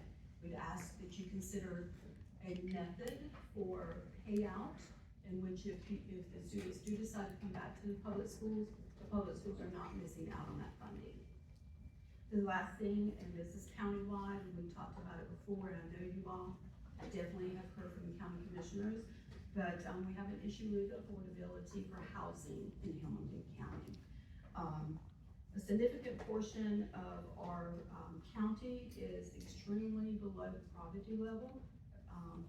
About 30% of our income goes towards housing, with many of our low-income families spending over 50%. For example, the fair market rental rate for Hamilton County is about $826 per month. And if we have about 52% of our households that are single head of households, and so a single head of household average income for Hamilton County is a little less than $20,000. So the person's having to pay about $800 a month just to rent somewhere. That's a little less than $10,000, which is about 50% of your yearly income. So if there's any opportunity for housing that's affordable, in addition to that, for our viewpoint from the school system, yes, our starting salary for a teacher right now is $46,800, but the issue is for housing, to buy a house in Hamilton County, the median average for houses is around $200,000. That's very difficult for a young family to afford coming into Hamilton County, only making a little under 47, and trying to buy a $200,000 home. So what typically happens is they'll find housing in Columbia County, Suwannee County, or even Lowndes County in Georgia and come in. So on top of the housing, we also have an issue with daycare, affordability for daycare. When they do have to go out of the county to find affordability housing, they're very reluctant to leave their young children 15 to 30 miles away in a daycare facility when they come to work here. So one of the things that we did with our ESSER money is we set up an in-house daycare facility for our personnel. This is now the third year that we've had the services available. It's free to anyone that works for the school district. And it's been very successful in retaining young teachers, retaining young support personnel within the system. It's also been obviously a mechanism for recruiting, because now if they actually do find housing in Columbia, Suwannee, or Lowndes, they can bring their young child with them, and that child not be 15 to 30 miles away. They're 30 feet away. So it's been very successful, but as everyone knows, the ESSER money is now expired. The last time you could use it was September 2024. We're currently running a program out of another grant that we've received for early learning in the childhood environment, but we only have enough funding to run it for 1 more year. So I would love to have information. If you have any information on how we might be able to obtain some additional funding so that we can continue that daycare program for our personnel. Just also a note, in the daycare for Hamilton County, there's only one officially registered daycare, and they're registered with the Department of Children's and Family, and that's the Busy Bee. There's 3 other facilities, but all 3 of those facilities are based on income. So again, our personnel that work for the school district, most of those people make too much money for that particular service, although they don't make enough as you live in the county. I point out one thing, and I'm sorry to bring it up again, but I would like to correct one piece of misinformation that was shared today. Hamilton County School District, as far as South Hamilton Elementary facilities are concerned, they weren't offered to the city, just as we did with North Hamilton Elementary, and just as we ultimately did with Central Hamilton Elementary. The city declined it. We offered it to the county. The county did not think that they would have a need for it, so that's why it was sold. And it took us a little under a year to get someone interested in buying it, because we had significant problems with some zoning and questions not being answered about that zoning within the city. So I just want to share that piece of information. North Hamilton Elementary was given to the city. They took it. They did decide to sell a portion of it to Florent Christian Academy as a school system, private school. We did offer Central Hamilton Elementary to the city and to the county, and they decided to split that property for different uses. So I just want to be sure that everyone in the room knew the procedures that we followed for South Hamilton Elementary as well. Thank you again for your time. I certainly appreciate it. And now the these with you. Thank you very much for your statements and also for that clarification. Yes, thank you very much. All right, that will be all of the electeds. Now we will get to public comments. Do we have any cards for public comment? Oh, I'm sorry. Go ahead.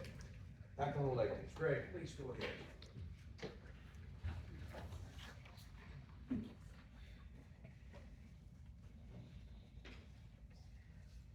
Thank you all.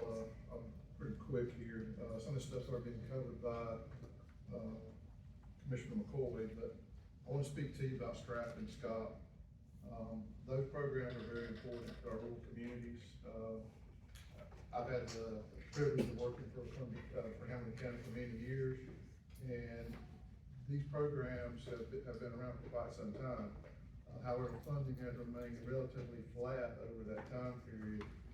Just go back, fiscal year 18-19, that program was at $102 million. 22-23, it was increased, but a big chunk of that came from ARPA funding. It went up to 162. From the information I pulled, the current proposal is about $114 million in that program. Over that time period, costs have gone up tremendously, as you've probably seen in every other industry or every other arena. And our current cost to resurface 1 mile of a 2-lane highway is about $800,000. The cost to construct a new 2-lane road, which is what we call vertical paved, is approximately $1.1 million, and these are about double what they were 10 years ago. So I would ask for your continued support, and if any way possible, to increase that funding to try to keep up with at least some of the inflation that we're seeing out there on the construction side. Out of those programs, they're limited to our local roads. There is some bridge work allowed under Scott, but bridges are another big concern for our rural communities. In Hamilton here, we have a number of small 2-lane bridges. Scott only allows me to do rehabilitation of that work, and some of those bridges need to be replaced. They need to be improved. From the standpoint of it's only a 1-lane bridge. We need to widen it to 2-lane in a number of instances, and we don't have the ability to be able to do that. One of those programs, if it was opened up to that, would help. But with the limited funding, that create issues. But one of the other areas I would ask for your support is DEP has a big program in their resiliency vulnerability side. There's a pretty big fund over there, and if we could have a set aside or some carve out there for our rural community for some of these infrastructure projects such as bridges. Every time we have a flood, we have to deal with it. We have issues that occur because of that. So with that, thank you for your time. Thank you. And Greg, when we get going in session, please come up, talk to the staff. Let's you and I sit down and talk about any nuances of Stratton and Scott. This is my first year chairing DOT's budget, and I would like to learn the ins and outs. Ma'am, you raised your hand, you wanted to speak. I did. Come on down. Now, if you can just tell us your name. Judith McClure. Judith McClure. All right. Judith, where do you live?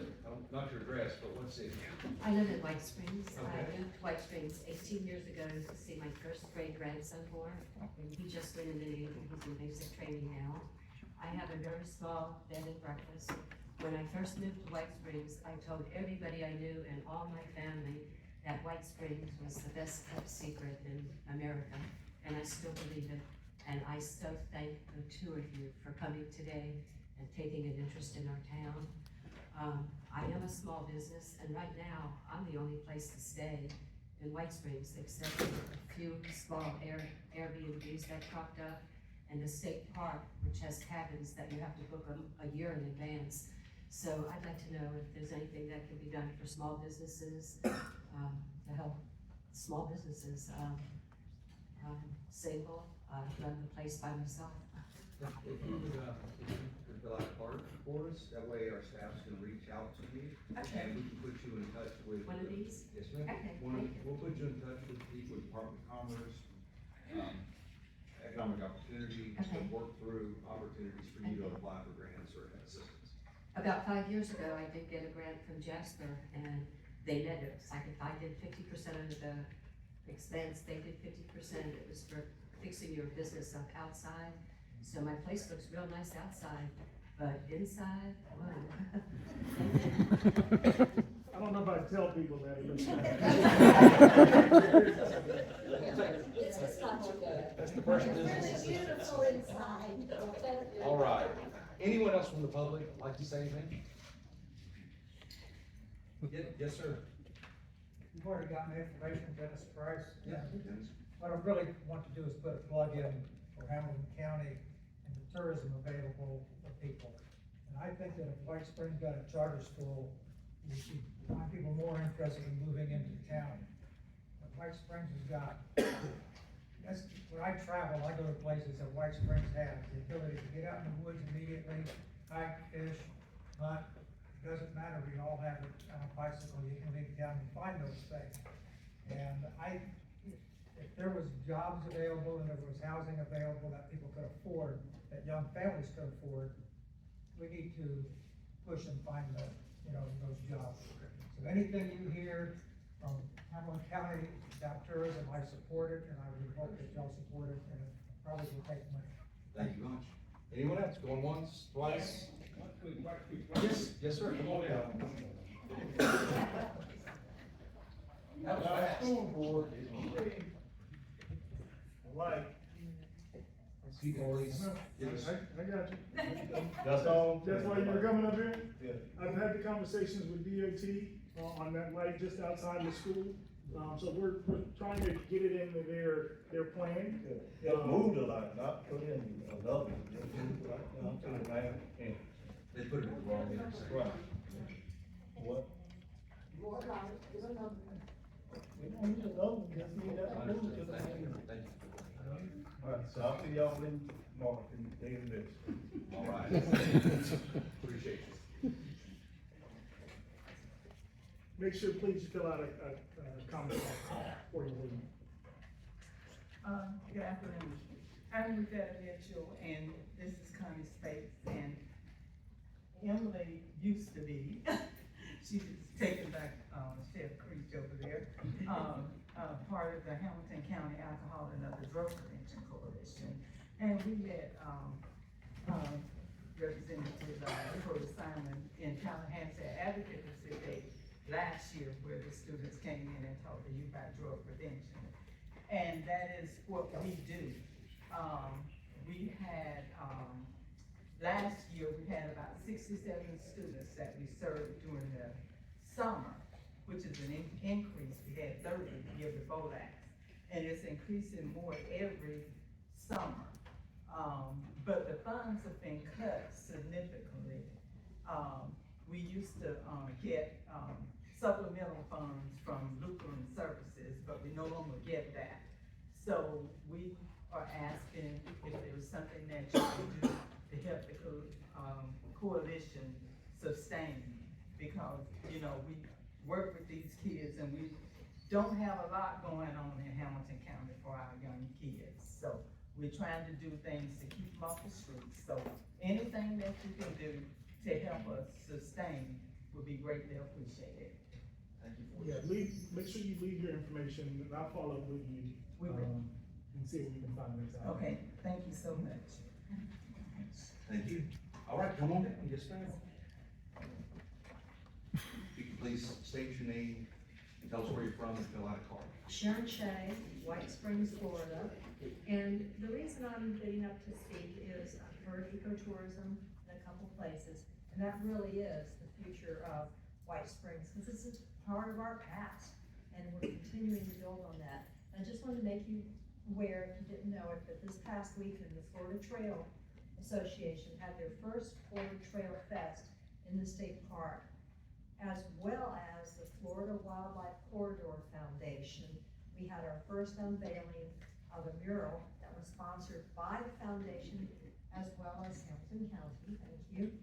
And the event was so positive, so energetic, so many people talked to hikers from all over the world, because the event was for current hikers, past hikers, future hikers, just people coming. They had over 32 vendors, and they're going to continue to do this.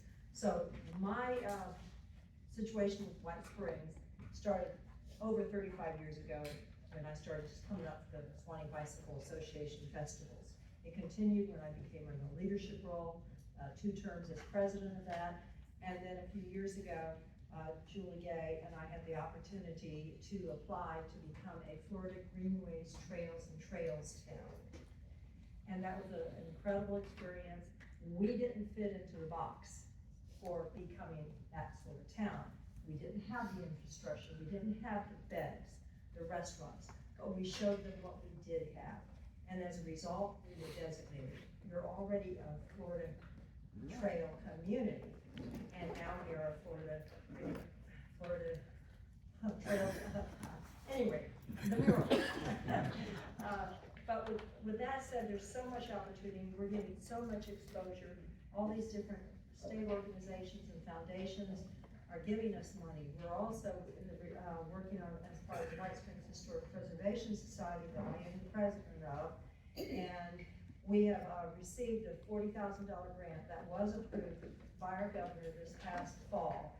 We finally got this contract, sealed the deal in January. We still have to meet the deadline set by Tallahassee, which is May, so we are replacing all the signs in White Springs of the old property signs, because they go back over 25 years, wooden posts rotted out.